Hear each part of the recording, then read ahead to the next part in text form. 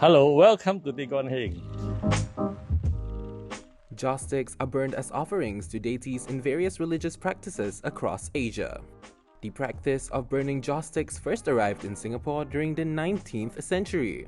Joss sticks come in all different designs and heights, with many reaching as tall as 3 meters in the early days of this practice. However, in 1998, the Singapore government implemented strict regulations on the size of joss stick. Joss sticks were not allowed to be made any taller than 2 meters. As of 2021, there is only one giant joss stick manufacturer left in Singapore. Mr. Albert Tay is one of the last few giant joss stick makers. I'm Albert Tay from Guan Heng. Guan Heng was opened in 1930 something, just by my grandfather, and they set up a shop in the Lavender area, make the main joystick itself. But nowadays we don't really do that. We only do the decoration.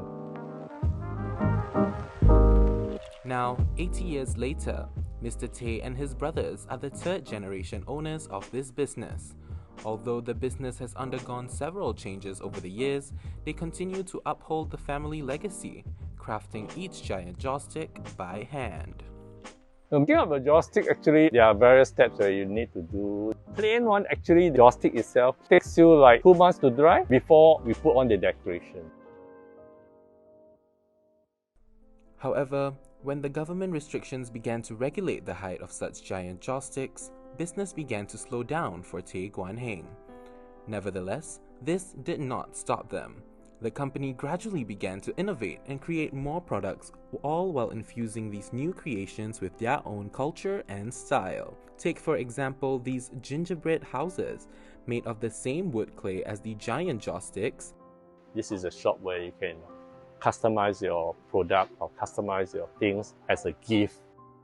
The expatriates who live in Singapore, they want something that is very unique, something that is very original from Singapore. They are handmade. They're very curious that they will ask for, hey, it's so special that they want to buy the figurines, all these things.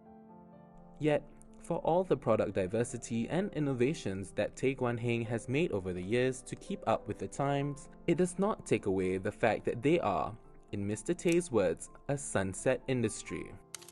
So sunset industry,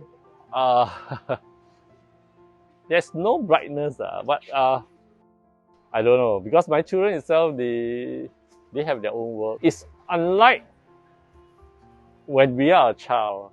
This kind of business, what I call is a pity, because Singapore are moving so fast. All our technology, all these things, so I don't know.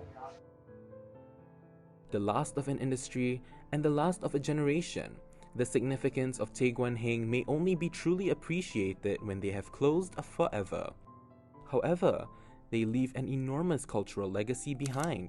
From their humble origins to now being the third generation to manufacture these giant joysticks, Guan Heng has managed to continuously innovate and sustain themselves even as other similar businesses have shuttered. Although we are the third generation, we will definitely be the last generation.